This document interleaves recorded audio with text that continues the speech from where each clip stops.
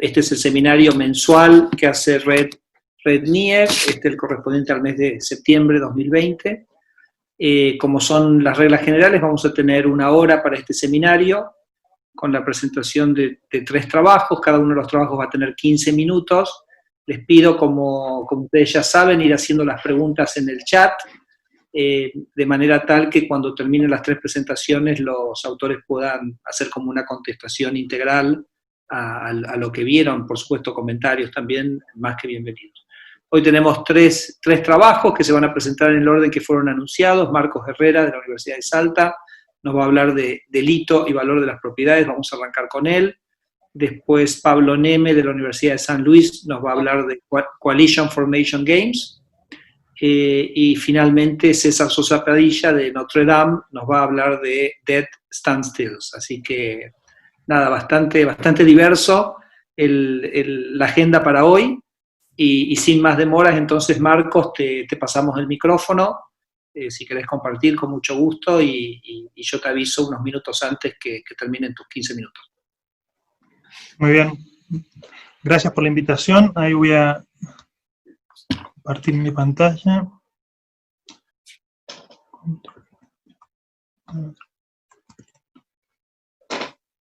¿Se observa bien? Se observa perfectamente. Sí. Ok. Bien, muchas gracias por la invitación nuevamente. Lo que les voy a presentar es una primera versión de trabajo que estoy como coautor con Alejandro Norton, un estudiante del doctorado en Ciencias Económicas de la Universidad Nacional de Cuyo. La idea es tratar de medir el daño del delito y el impacto que tiene sobre los precios de Airbnb en la ciudad de Buenos Aires. El objetivo principal del trabajo es ver cómo impacta la actividad delictiva en el sector de la economía colaborativa. Entonces, para ello, nosotros hemos explorado algunas bases de datos que son de acceso público, y nuestra contribución principal es... Lo primero que nos encontramos cuando tratamos de investigar este tema es que habitualmente los delitos, sin importar la característica, simplemente se sumaban. Dentro de un área se sumaban. Entonces hay una nueva literatura que trata de medir el daño del delito en sí. Entonces exploramos esa literatura y no encontramos nada para Argentina. Entonces, de golpe, buscando una cosa encontramos otra. Entonces, creo que es la primera aproximación que hay para Argentina de este indicador del daño del delito. Y luego sí es habitual en economía urbana utilizar modelos hedónicos en donde uno tiene precios de inmuebles y incluye distintos factores para medir su impacto. Pero para el caso de los alojamientos de Airbnb, no hay ningún trabajo que considere el delito con el problema de endogeneidad y que aparte incorpore la dependencia espacial. Entonces, esas serían las 3 contribuciones del trabajo. Si nos enfocalizamos con los delitos, hay estadísticas del mapa del delito de Buenos Aires. Desde el 2016 se publican periódicamente, creo que es cada 2 meses, van actualizando desde la policía de la ciudad de Buenos Aires, van subiendo las denuncias y georreferencian los delitos. Nosotros utilizamos la información del año 2017, que son alrededor de 108.000 datos. Ahí vemos una distribución de los tipos de delitos. Están vienen tipificados de esta forma, así que los utilizamos de esta forma. Y la literatura lo que ha hecho recientemente es construir un Crime Harm Index que considera la penalidad de acuerdo a cada uno de los códigos penales que hay en cada uno de los países. Algunos toman la penalidad mínima, otros ponderan por máxima, algunos han utilizado la media. En nuestro caso utilizamos el valor promedio de días de penalidad. Es un indicador objetivo, y una vez que utilizamos esa ponderación obtenemos esta distribución espacial del índice. Esto es un primer paso. Ahora, principalmente lo que queremos hacer es focalizarnos sobre los precios de Airbnb del año 2017. Esta base de datos es una base de datos también pública. Hay un investigador, Antonio Vázquez Brus, que ha puesto a disponibilidad para diferentes años la base completa. Entonces, aprovechamos esta base, nos focalizamos en el precio, pero para construir el modelo hedónico incluimos distintas variables de control. Hemos incluido variables propias y variables contextuales. De las contextuales, Buenos Aires tiene muy buena información, la ciudad de Buenos Aires tiene muy buena información sobre oferta gastronómica, distintos lugares turísticos. Hemos tratado accesibilidad a distintos servicios, hemos tratado de utilizar todas las amenities posibles para limpiar la relación precio y el índice del delito. Hemos utilizado variables de control, controlado por outliers espaciales. La relación que más nos interesa es esta. Yo tengo ahí la distribución de precios de los alojamientos de Airbnb y asignamos, utilizando esta información del mapa del delito, asignamos los daños de los delitos ponderados alrededor de 500 metros de la propiedad que está en alojamiento. Luego movemos el buffer para hacer un análisis de sensibilidad, ¿sí? 200 metros más, 200 metros menos, para ver si los resultados son robustos. Y después utilizamos herramientas de econometría espacial, que es el área principal en la que yo investigo. Entonces, el modelo final que surge es un modelo SLM, un Spatial Lag Model, con corrección. Esto lo que incorpora es la corrección de los precios, por dependencia espacial de los precios. El elemento característico de la econometría espacial de estos modelos es la W, que es una matriz de pesos espaciales, y que ya les hablaré un poco sobre eso, muy poquito, y nos focalizamos sobre el coeficiente gamma, que al medirlos ambos en logaritmo tenemos una medida de elasticidad. Para instrumentalizar esto, utilizamos información del año previo, 2016, que son los vecinos, digamos, es la información del delito de mi vecino y del vecino de mi vecino. ¿Cómo construimos esa W, que es la principal herramienta dentro de econometría espacial para modelos de corte transversal? Lo que hacemos es, los puntos, construimos polígonos Voronoi. Estos son una división exhaustiva de un espacio que te da polígonos irregulares. La virtud que tiene esto es que te da un criterio, puedes utilizar criterio de contigüidad. Utilizas los límites, o sea, aquí tengo yo una propiedad y construyo, yo lo que quiero construir es quién es vecino de quién. Entonces construyo con el polígono Voronoi, encuentro quiénes son los que limitan con esta propiedad en particular, y utilizo información, por ejemplo, el precio promedio de estos alojamientos. Nosotros no simplemente utilizamos eso, sino que aparte a cada punto fue ponderado por distancia, porque si ven aquí no están distribuidos de forma homogénea en el espacio, entonces la distancia juega un determinado rol y también lo introducimos. El resultado final de todo esto, luego de testear por distintos modelos espaciales más complejos, es esta tabla. Una característica que tiene el modelo espacial, a ver, voy a tener que regresar, de este estilo, es que no se puede interpretar directamente el coeficiente. La virtud que tiene un modelo espacial es que uno puede digamos, encontrar una medición de spillover o contagio. Entonces, eso hace que para interpretar los coeficientes uno tiene que generar una versión tipo funciones impulso-respuesta, similares, digamos, a funciones impulso-respuesta, en donde uno puede desagregar. Cuando desagrega por efectos directos e indirectos, el efecto directo se puede interpretar como el efecto del coeficiente habitual en un modelo lineal. Entonces, si ustedes observan nuestra estimación, digamos, estimamos 4 modelos que son competitivos.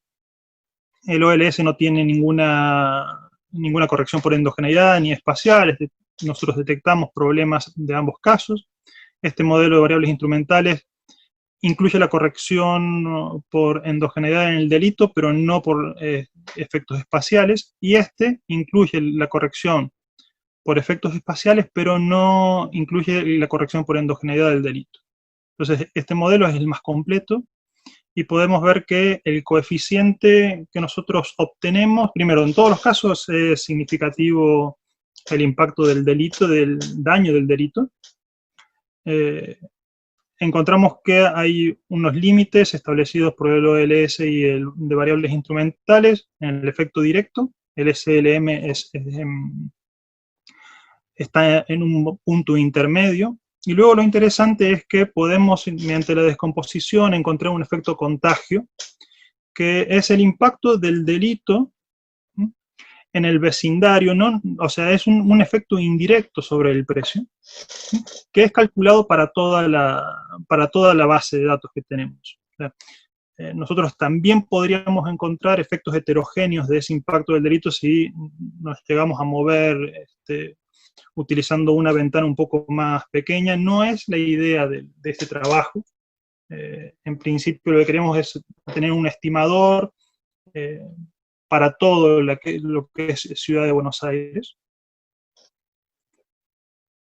En definitiva, el trabajo lo que trata de hacer es construimos un indicador del daño del delito para Argentina, que creo que es la primera vez que se hace, y medimos de forma conjunta el impacto de ese indicador sobre los precios en Airbnb, corrigiendo por endogeneidad e incluyendo efectos espaciales. En todos los casos nosotros encontramos que el delito tiene un impacto negativo y significativo.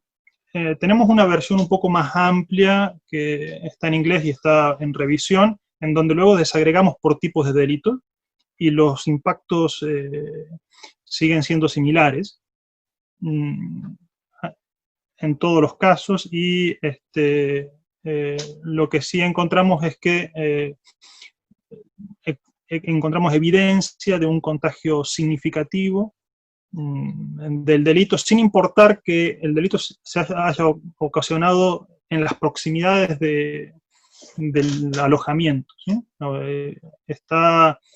Hay un común descuento de los usuarios por este nivel de inseguridad. Así que bueno, creo que he estado más que correcto con el tiempo, así que gracias por la atención. Excelente, excelente. Ahí te fuimos pasando un par de preguntas por el chat para verlas después, ¿ok? Así que las vas. Entonces, gracias por el tiempo. Pasamos entonces a Pablo. Gracias, Federico. El trabajo está titulado No convergencia de la estabilidad en juego de formación de coaliciones. Es un trabajo en conjunto con Agustín Bonifacio, un colega de acá de San Luis, y Elena Inarra de la Universidad del País Vasco. Bien, ¿cuál es nuestro objetivo? Es dar condiciones necesarias y suficientes para que un juego de formación de coaliciones no tenga convergencia de la estabilidad. Ahora vamos a explicar mejor qué es lo que es eso. Bien, ¿por qué es importante trabajar con juegos de formación de coaliciones? Engloba una gran variedad de mercados, ¿sí? Como por ejemplo los mercados de asignaciones bilaterales, ¿sí? O modelos de matching, en el típico mercado 1 a 1 o modelo de matrimonio, o también mercados muchos a uno con complementariedades o efectos de pares, como por ejemplo puede ser un mercado de matching con preferencias sobre los colegas. También engloban los de un solo lado, que son los roommate problem, ¿sí? Pero también todas las reglas de reparto que inducen juegos de formación de coaliciones, esto también los engloba. Bien, por ejemplo, problemas de bancarrota, con este tipo de reglas, las que figuran ahí, proporcional, contrary equal awards, contrary equal losses, Talmud, la random arrival rule, todas estas, ¿sí? Problemas de regateo también, como por ejemplo usando Nash o Carlyle-Morodinky rule. Bien, Cuando observamos problemas de formación de coaliciones, surgen algunas preguntas básicas, ¿sí? Como por ejemplo, desde el punto de vista estático, es ver cuál es la partición que se forma, ¿sí? Y ver si existe una partición que sea estable en el sentido de que no está bloqueado por otra partición. Y si esta partición estable es única o no. Pero una vez que está garantizado la estabilidad, esta existencia de partición o particiones estables, surge el punto de vista dinámico, que es la convergencia a la estabilidad, si está garantizado o no. Esta convergencia se refiere a que una vez que yo esté parado en cualquier partición, si yo siempre puedo tener un camino a la partición estable. Bien, si está garantizada, bueno, lo que sucede es que la decisión descentralizada de los agentes vacía en el mercado, ¿sí? Es decir, que los agentes pueden interactuar libremente sin nadie que los guíe y siempre alcanzar una partición estable. En caso contrario, nosotros debemos implementar un árbitro, ¿sí? Debemos colocar un árbitro para que el árbitro guíe a los agentes hacia la partición estable. Algunos casos especiales que ya se han estudiado de convergencia de la estabilidad. El modelo matrimonio fue uno de los primeros, en el año 90, Roda y Van der Weydt, prueban que dado cualquier partición, siempre hay un camino a una partición estable. Y además surgieron varios para distintos modelos o mercados, ¿sí? Pero en lo que es bien general, en el juego de formación de coaliciones, no está garantizada la convergencia de la estabilidad. Entonces, de nuevo, nosotros, ¿qué es lo que hacemos? Queremos contestar la pregunta de, ¿existen condiciones necesarias y suficientes para que un juego de formación de coaliciones tenga falta de convergencia? Es decir, podamos evitar la convergencia de la estabilidad.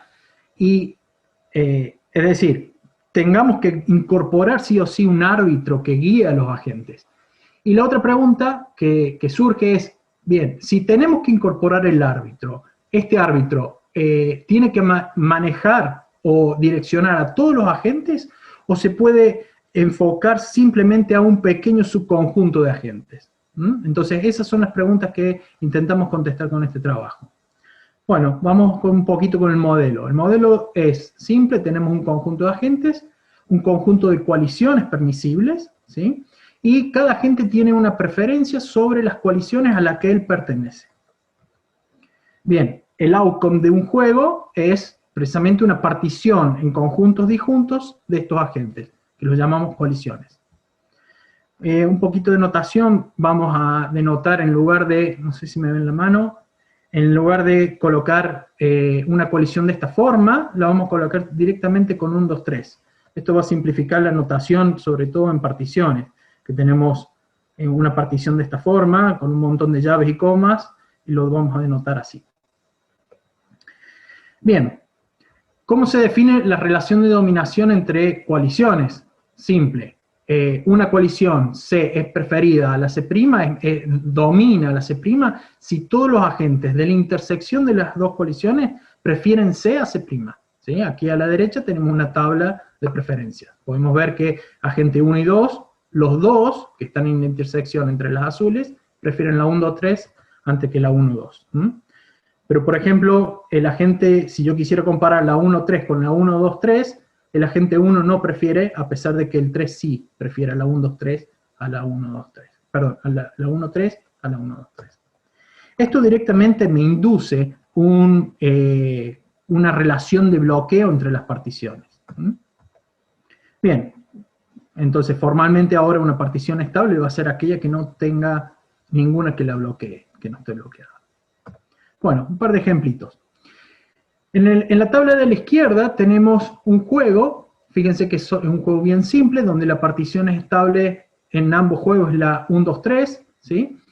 Y en el juego de la izquierda tenemos convergencia de la estabilidad, el juego de la derecha no. ¿Qué significa? Si yo me paro en cualquiera de las particiones de este dígrafo, yo siempre puedo obtener un camino que me guíe hacia la partición estable. En cambio, en este juego que no hay convergencia, yo lo que entro es en una especie de circularidad entre algunas particiones que de aquí yo no puedo salir, no puedo alcanzar esta partición estable. Bueno, les muestro otro ejemplito. Tenemos 5 jugadores, la partición estable es la que figura en negrita, ¿sí? Tenemos este dígrafo de todas las particiones y aquí estamos con todas las particiones enlistadas, ¿sí? Entonces, nosotros lo que vamos a buscar es alguna relación entre la tabla de preferencia de los agentes y el comportamiento en ese dígrafo que les acabo de mostrar, ¿sí? Entonces, ¿cuál es la estructura que vamos a observar en la tabla de preferencias? Es esto que nosotros llamamos ring o anillo, ¿sí? Esto es un conjunto de coaliciones ordenados, ¿sí? Que una se va dominando sucesivamente a la otra y la última domina a la primera. En la tabla la podemos observar acá. Puede suceder que una tabla de preferencia tenga más de un ring. Bien, como les decía, vamos a observar también esta ciclicidad entre particiones. Entonces, vamos a definir que un ciclo es precisamente un conjunto ordenado de particiones que se dominan una a la otra sucesivamente y la última domina la primera. Lo podemos ver aquí en azul. Pero podemos tener en este dígrafo más de un ciclo. Estas en rojo también forman un ciclo. Bien, entonces nuestro primer resultado dice, todo juego de formación de coaliciones, si tiene un ring en preferencia, sí, solo sí tiene un ciclo en particiones. Bueno, acabamos de obtener este resultado, pero como les mostré, tenemos en los dígrafos posiblemente más de un ciclo, y estos ciclos se pueden solapar. Esta estructura un poco más compleja nosotros la vamos a llamar absorbing set, que ya lo vamos a definir enseguida. Los rings también puedo tener varios rings que se solapan. Esta estructura más compleja en la tabla la vamos a llamar ring component, y lo que nosotros queremos hacer es establecer una relación entre estas dos cosas. Bien, absorbing set, ¿qué es lo que es? Es simplemente un conjunto de particiones al que una vez que yo entro al conjunto, mediante la relación de dominación, no salgo más. ¿Sí? O sea, fíjense que aquí yo voy a girar y que de aquí adentro no tengo ninguna flecha que salga a ningún otro lado que no sea una partición del mismo conjunto. Estos conjuntos, cuando tienen cardinalidad mayor que 3, lo llamamos absorbing set no triviales, y el absorbing set trivial es precisamente las particiones estables. Bien, entonces, fíjense que si yo consigo mostrar que conviven estos dos absorbing sets, el trivial y el no trivial, ¿está bien? Implica que yo voy a tener falta de convergencia. Entonces, nuestra proposición es exactamente eso. Falta de convergencia en un juego de formación estable, sí, solo sí, tenemos un absorbing set no trivial. Bien, entonces, la relación que me falta es la que ubica a los agentes en la tabla de preferencias, ¿sí? Entonces, como dije recién, estos rings que se solapan nosotros los llamamos ring component. Esta va a ser la estructura que nos va a dar pie para poder garantizar la existencia, dar las condiciones necesarias y suficientes para la existencia de este absorbing set no trivial. Bueno, pero no todos los ring components hacen su trabajo, ¿sí? En esta tabla podemos observar que tenemos 3 ring components, el que es verde, negro y azul, ¿sí? Pero el verde y el negro tienen una coalición que es externa al ring component y bloquea alguna coalición interna del ring component, ¿sí? Por lo tanto, estos se dice que tienen salida, estos ring component tienen salida. Entonces, el que realmente va a hacer el trabajo de garantizar la existencia esta del absorbing set no trivial, ¿sí? Va a ser un ring component que llamemos efectivo. Y esto es un ring component que no tenga salida. 5 minutos. Nuestro teorema principal dice, bueno, un juego de formación de coaliciones tiene falta de convergencia, si solo si existe un ring component que sea efectivo. El corolario dice que, ¿sí? No sé si me escuchaste 5 minutos. Dale, ya termino. Bueno, el corolario dice, un juego de formación de coaliciones con partición estable, sin rings, siempre exhibe convergencia de la estabilidad. Observemos los ejemplitos que vimos al principio. En el ejemplo de la izquierda dijimos que teníamos convergencia, en el de la derecha no. En el de la izquierda, tanto en el de la izquierda como el de la derecha, perdón, tenemos el ring, ¿no? Tenemos un ring component, que en este caso es un ring particular, ¿sí? Pero la diferencia es que en el de la izquierda, aquí, tenemos la coalición 1, 2, 3, que bloquea la coalición 1, 2, que es del ring. Por lo tanto, esta ring component, tiene una salida, que es la 1, 2, 3. Por eso tenemos convergencia a la partición estable, que es esta. En cambio, en el juego de la derecha no tenemos ninguna partición que domine a ninguna coalición del ring.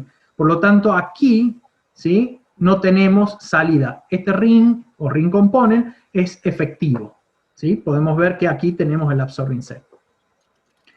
Bien, yo hablé de reglas de reparto al principio, un simple pantallazo sobre la aplicabilidad de nuestros resultados a reglas de reparto. Una regla de reparto, ¿sí?, lo que hace es asociar a cada coalición permisible la distribución de lo que obtiene esa coalición dentro de sus miembros, ¿sí? Y, bueno, una regla de reparto induce directamente un juego de formación de coaliciones de una forma muy simple, ¿sí? Lo que hacen los agentes es rankean cuánto reciben en cada una de las coaliciones a las que él pertenece. Y con eso ya tenemos un juego de formación de coalición. Bueno, vamos a aplicar a dos tipos de reglas, ¿sí? Las reglas de racionamiento o bancarrota y las reglas de regateo. Bien, en cuanto a los problemas de bancarrota, Gallo y Narra en el 18 prueban que las reglas paramétricas siempre inducen un juego de formación de coaliciones estable.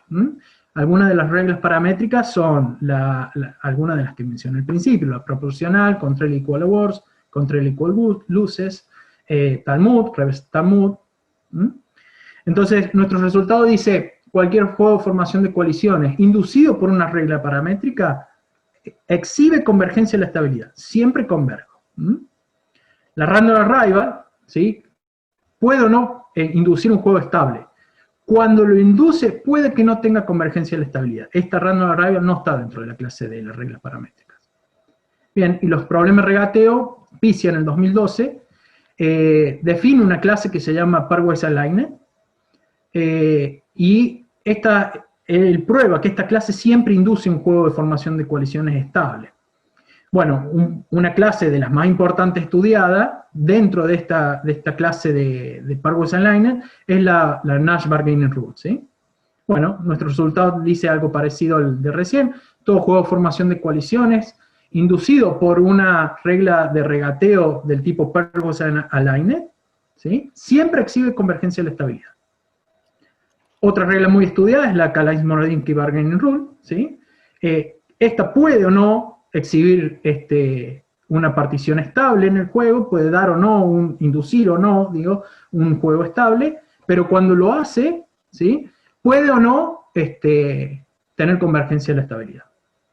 Bien, entonces, como para cerrar, lo que nosotros hemos conseguido es dar condiciones necesarias y suficientes para que un juego de formación de coaliciones necesite un árbitro, ¿sí? Y este árbitro, con nuestro resultado, podemos distinguir cuál es el conjunto de agentes que realmente son los que necesitan que los guíen hacia la solución estable, ¿sí? No hace falta guiar a todo el conjunto de agentes, simplemente a los que están en este ring component que sea efectivo. Bueno, muchas gracias. Bueno, perfecto, excelente. Pasamos entonces a César. Bueno, muchas gracias por la invitación. Este trabajo es bastante preliminar y es en conjunto con mis amigos Juan Carlos Hachondo y Leo Martínez. Así que, bueno, cualquier pregunta o comentario, críticas, más que bienvenida, me pueden conseguir ahí. ¿Ok? Y es sobre una cosa que se llaman standstills de deuda soberana. ¿Okay?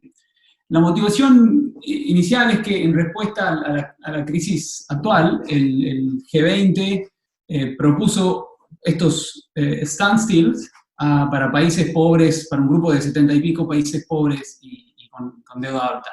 Y el standstill consiste básicamente en suspender los pagos de deuda, es decir, estirar los pagos de deuda, patearlos para adelante, pero sin imponer haircuts, es decir, sin imponer reducciones al capital. Esta propuesta del G20 después fue acompañada también por otras propuestas, lo que se llama la Bolton Proposal, básicamente viniendo de ciertos académicos que proponen estirar o también usar estas standstills para deudas de países con créditos privados. Y es bastante parecido a los principios que guían recientes reestructuraciones de deuda. Como por ejemplo, la idea de que los países primero tienen que reperfilar la deuda antes de entrar en un programa con el FMI. Por eso, incluso antes de la crisis de la pandemia global, esta idea de introducir standstills ya estaba como flotando en policy circles. ¿Okay? Entonces, lo que vamos a hacer nosotros es lo siguiente. Vamos a proveer un estudio cuantitativo del mérito de estas propuestas. Es decir, vamos a cuantificar qué pasa con un debt relief de one time debt relief, después de un shock negativo.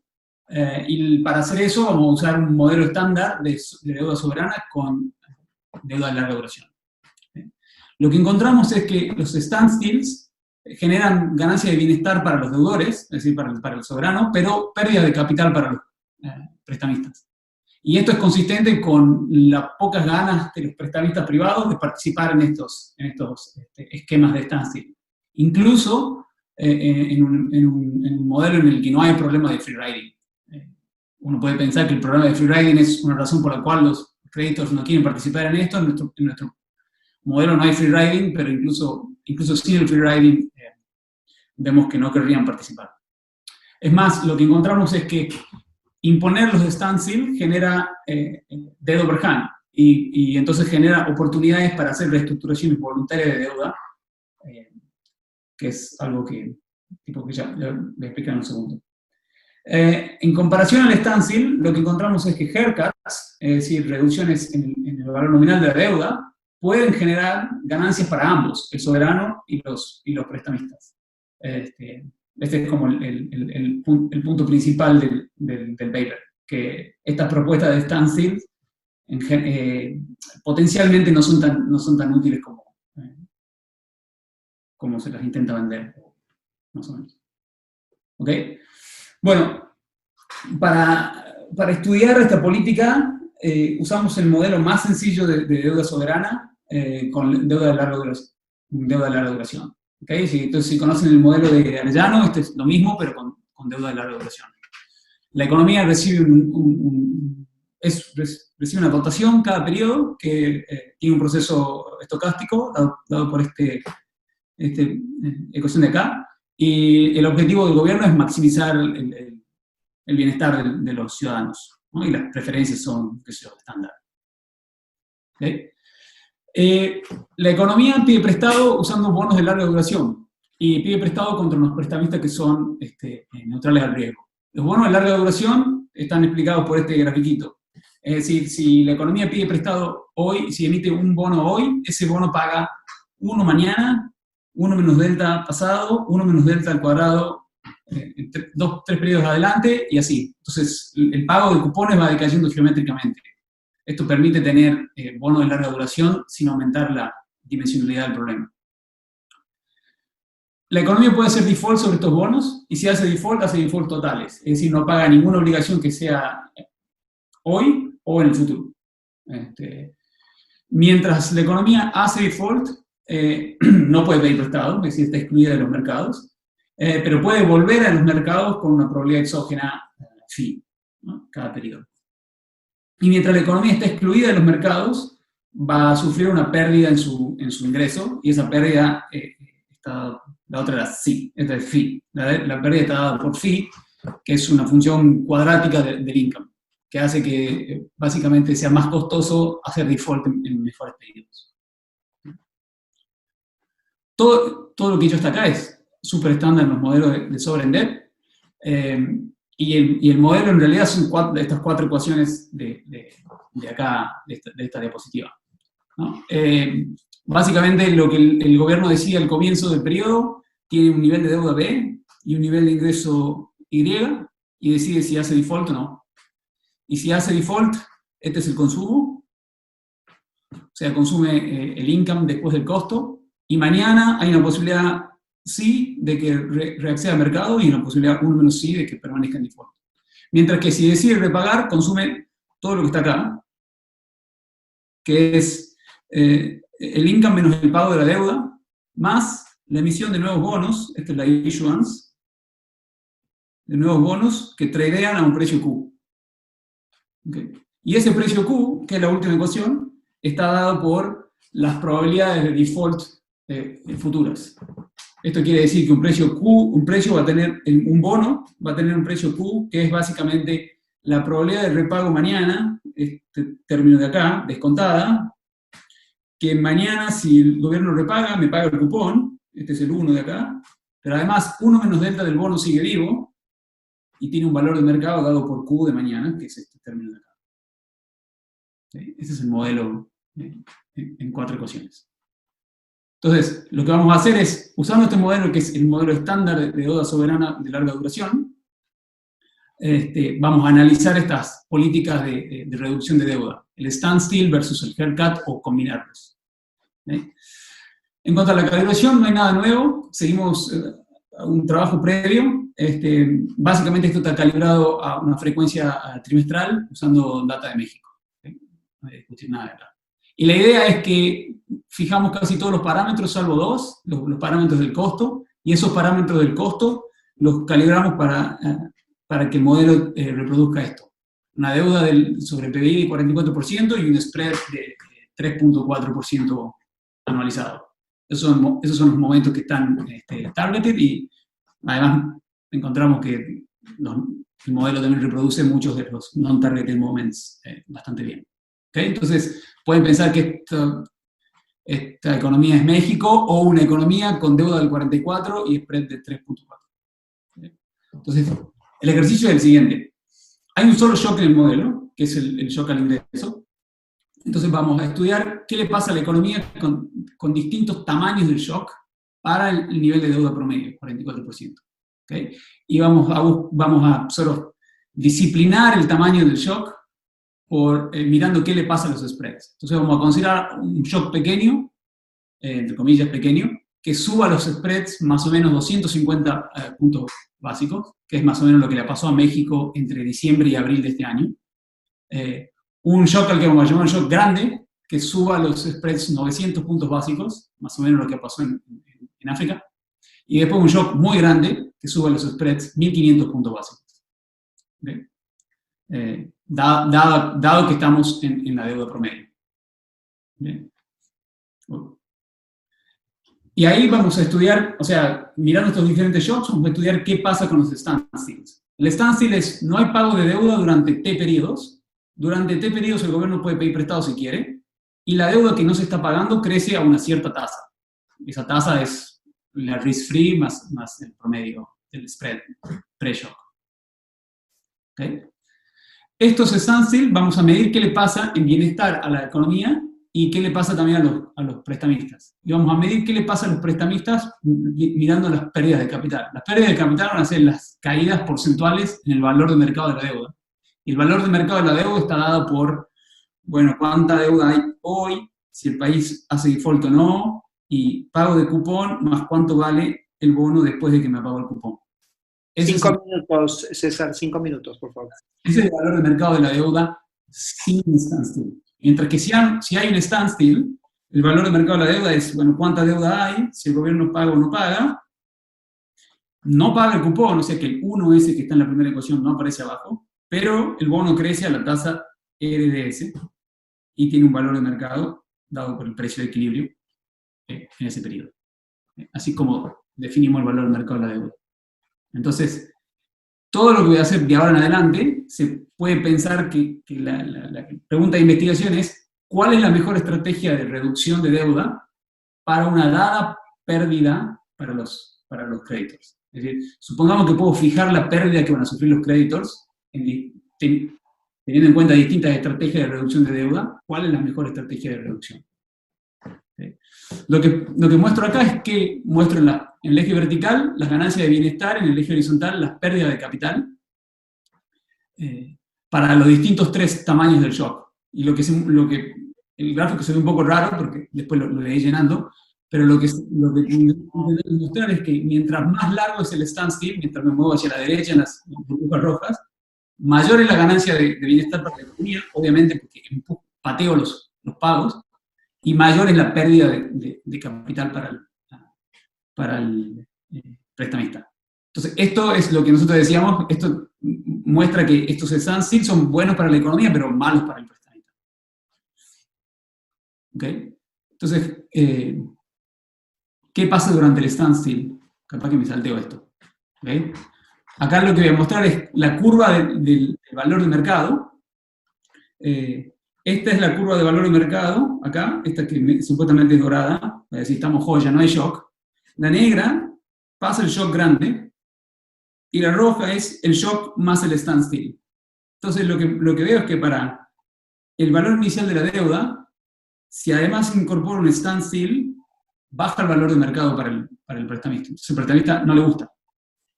Pero el hecho de que haya un standstill genera que hay más zona, es más grande, más amplia la... No sé, es más amplia la... Soy yo, 2 minutos. Es más amplia la zona en la que estos agentes se pueden poner de acuerdo. Es decir, desde este punto negro de acá, existe toda esta posibilidad de reducciones de nivel de deuda, pero de suba de valor de mercado. Entonces, eso es lo que llamamos el agreement zone. Ahí podemos estar todos de acuerdo, porque baja la deuda, es bueno para el país, pero sube el valor de mercado, es bueno para el prestamista. Entonces, eso es lo que un haircut hace. Un haircut baja el valor nominal de la deuda, y lo que queremos mostrar es que existe la posibilidad de que suba el valor de mercado. Baja el stock de deuda, perdón, y existe la posibilidad de que suba el valor de mercado. Entonces, al gráfico anterior, ahora lo que le pongo encima es la curva. Sí, fijo de que va a haber un standstill, perdón, de 1 año, pero además permito de que, conjunto con el standstill de 1 año, haya haircuts. Entonces, lo que muestro acá es que, dado un standstill de 1 año, una economía puede introducir haircuts, y esos haircuts nos van a llevar, tipo de acá, en esta dirección. Es decir, en esta dirección ganan todos. Bajan las pérdidas de capital y suben las ganancias de bienestar.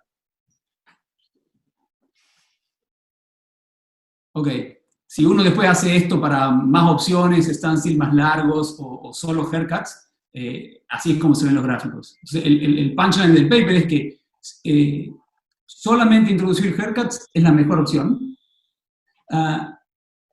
pero si por cierto motivo, por la doctrine of necessity, o porque haya un tipo de policy restriction en el cual queremos introducir standstill, si estos vienen juntos con haircuts suficientemente largos, los standstill no son tan ineficientes. ¿Okay? Y eso, lo que quiero decir con eso es que si me fijo acá, acá y acá, las curvas de solo haircut o haircut más standstills están básicamente pegadas, ¿no? Las ineficiencias del standstill no son tan grandes. ¿Okay? Entonces, lo que queríamos decir es que standstill sin haircuts no parecen ser la mejor forma de reducción de deuda. Y es más, los standstill pueden generar estas zonas de overhang, es decir, estas zonas en las cuales bajar el nivel de deuda sube el valor del mercado de la deuda. Y por lo tanto generan un rol para los haircuts. Y dicho eso, entonces le pasamos la palabra de vuelta a Marcos, que creo que recibió bastantes comentarios. Para Marcos, si te parece, en 5 minutos nos puedes dar tu impresión. Estoy compartiendo todo. Seguís compartiendo todavía, me parece. Ahí está. Ok. Gracias por los comentarios. Interesante, sí, Osvaldo, me olvidé de las desviaciones estándar, así que ya las incorporaré en las tablas. Busqué tablas si tenía y no, evidentemente pasó de largo, así que gracias. Es muy buena la idea, creo que hizo el comentario Gabriel, de distinguir avenidas y calles. Es posible incorporar, si el alojamiento está en una avenida, en una calle, entonces eso podría controlar un poco, limpiar un poco más el coeficiente, entiendo que va justo eso. Intenté, sobre la endogenización, intentamos utilizar, también preguntan más, luego hay varios que preguntan sobre eso. La información es contemporánea, son años del 2017, tanto delito como los precios de Airbnb. Como decía, creo que Santiago, por ahí hay endogeneidad, evidentemente, digamos, precios elevados de las viviendas atraen mayor delito, entonces eso es lo que tratamos de controlar. Utilizamos una primera aproximación con comisarías, a ver si podíamos construir, hay varios papers que utilizan la seguridad, comisaría, policías en la cuadra y todo eso, no hay información, a menos que alguno conozca, me parece que es demasiado detallado. Es más, creo que es la única ciudad en Argentina que tiene este tipo de información, entonces ya es como pedirle mucho, me parece, pero estaría genial. Usamos comisarías, y con comisarías no encontramos instrumentos válidos. Utilizamos funciones de distancia, buffer a las comisarías, pero no encontramos instrumentos válidos. Perdón, Marcos. Sí. Perdón. No, me olvidé de decir que en esta instancia el que quiera interrumpir y quiera repreguntar, etcétera, por favor que se sienta Sí, por libre. favor, porque hay algunas cosas que posiblemente uno pregunta en el chat que no, digamos, es muy breve y capaz que es otra la idea que uno interpretó. Bien. Sobre zonas de turistas, a ver, consideramos los atractivos turísticos utilizando buffers. ¿Sí? No necesariamente zonas de turistas. A ver, si esa información, no sé, yo desconozco si puede, como decía Tommy, creo, y Santiago sugerían utilizar alguna guía de turismo. ¿Hay alguna información sobre eso disponible que alguien conozca? Creo, digamos, es una posibilidad para corregir. Es más, podrían separarse los datos entre zonas turísticas que uno ya está como catalogadas, que son de tipo discreto, o sea, una zona turística, otra no. Se puede incorporar, pero sí hemos incorporado todo lo que es información de monumentos o atractivos turísticos utilizando distancias y buffers. No está en la especificación aquí en la presentación, pero en el paper van a ver incluso los de espacios verdes. No incorporamos el espacio verde con distancia, sino que incorporamos la superficie del espacio verde alrededor de 1 kilómetro. Es una distancia más o menos que uno puede caminar. También está incorporado dentro de los factores hedónicos. Creo que no me olvido. Hay uno, ¿cómo se mide el impacto? Creo que Silvia preguntabas cómo se mide el impacto Marcos, del efecto contagio. Sí, perdón. Que justo no te puedo hablar. Muchas de estas guías de turismo tienen circuitos ideales como para circular en la ciudad. ¿Estamos de acuerdo? Es decir, y los circuitos son todos lo mismo en casi todas las guías. Entonces eso es una cosa bastante fácil de digitalizar y de incorporar en el análisis. Y digo, a lo mejor capaz que no sirve para nada, pero a lo mejor te da una idea de dónde se espera que circule lugares muy concretos donde vos esperás que la gente circule, porque media docena de guías turísticas te hacen ir la misma vuelta al perro. ¿Entendés? Entonces eso puede incorporarse relativamente fácil. Ok, gracias. Sí. Aunque yo creo que lo terminamos capturando, pero como no lo hemos chequeado, es una buena idea para hacerlo y quitar. Lo que se hace aquí, lo que tenemos es para medir el efecto contagio, realmente tenemos una red, donde uno cuando hace un efecto marginal, uno incrementa una X, toda la red se mueve.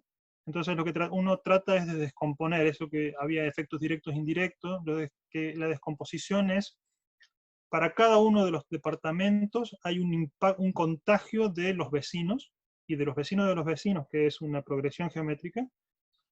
El efecto indirecto al fin y al cabo es un promedio, pero podría obtenerse la distribución del contagio y ver también en particular dónde está más afectado el contagio de precios y todo. No sé si está claro lo que preguntaba. Creo que he completado todo. Bueno, perfecto, listo. Pasamos entonces a Pablo. Muchas gracias, Marcos. Nada. Bien. Creo que la primera pregunta es de Alejandro, con respecto a la debilitación de la condición de bloqueo. No hemos estudiado otras condiciones de bloqueo, primero porque nos abocamos a la más usada en la literatura y que también es la más natural, ¿no? Porque hay otras condiciones, por ejemplo, que te diga que solamente un agente de la intersección de dos coaliciones quiera moverse, y los otros que también están en intersección no les importa en ese sistema de bloqueo, que nos parece bastante poco natural.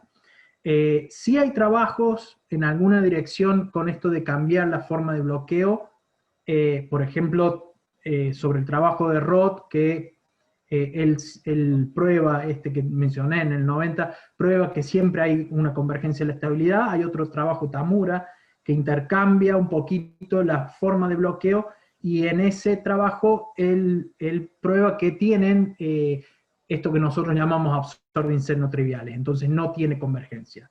Por lo tanto, la respuesta es, puede que modificando el sistema de bloqueo haya más o menos convergencia. Yo creo que sí. Lo que pasa es que no nos hemos abocado a eso porque tomamos digamos, el más natural de todos, ¿sí? Y el más usado.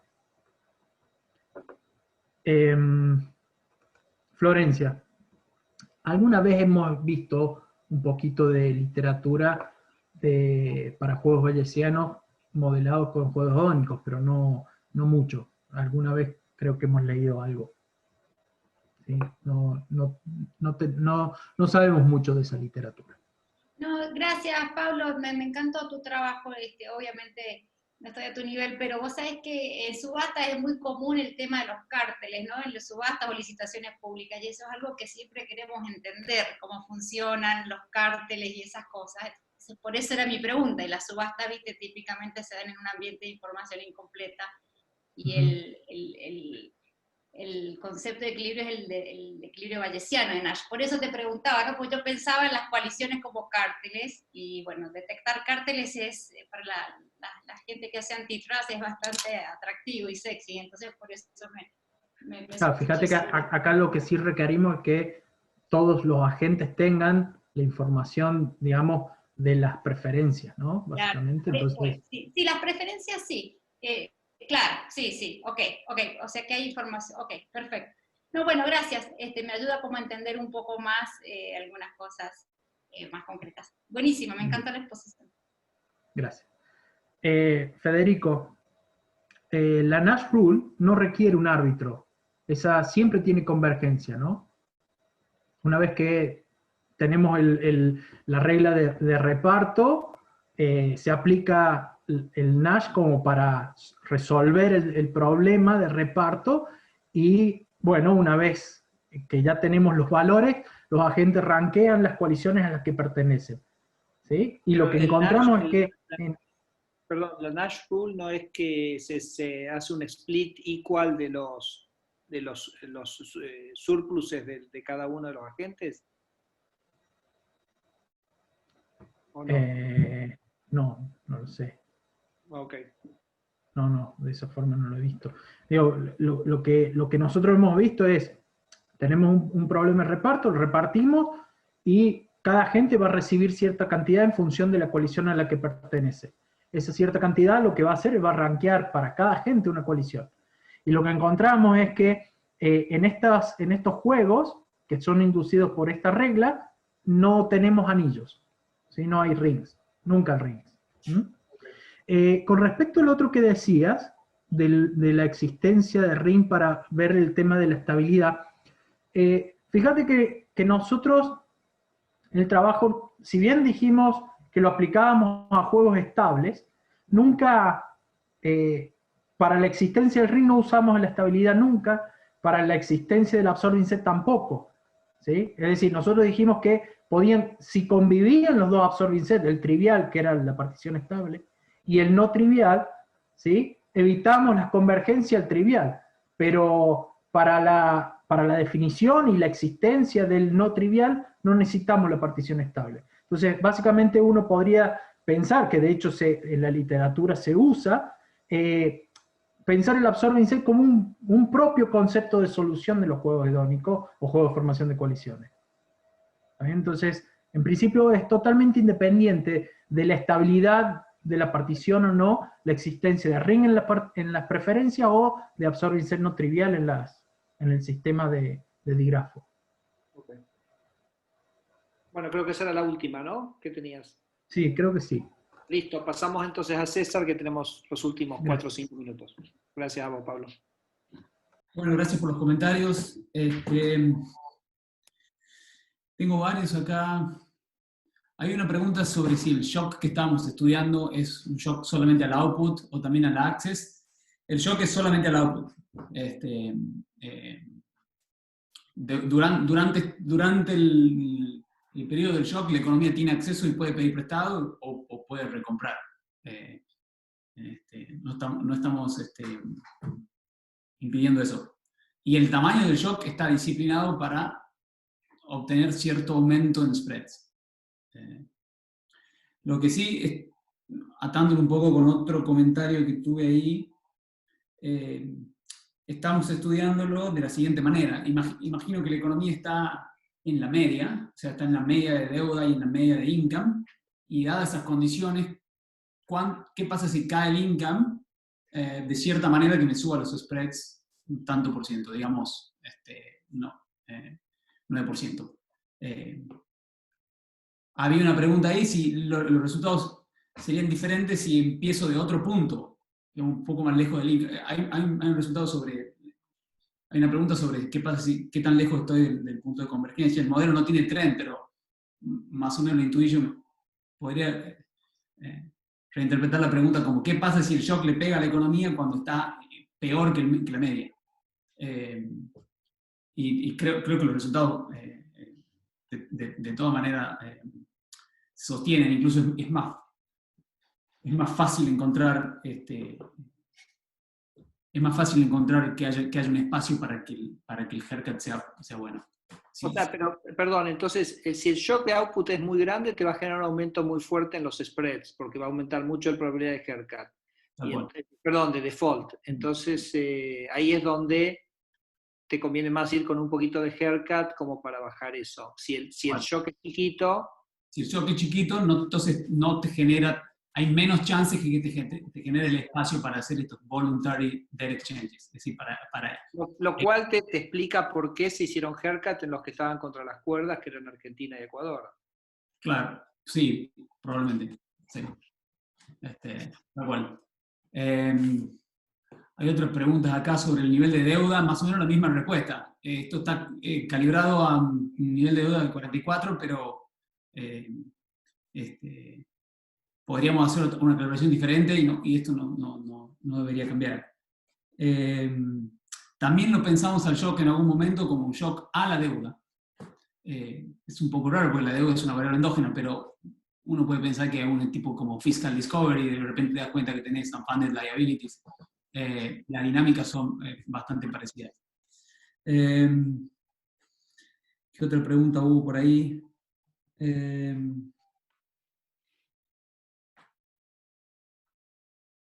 Bueno, estamos en el tiempo, así que me parece que también tenés algo más urgente, si no vamos cerrando.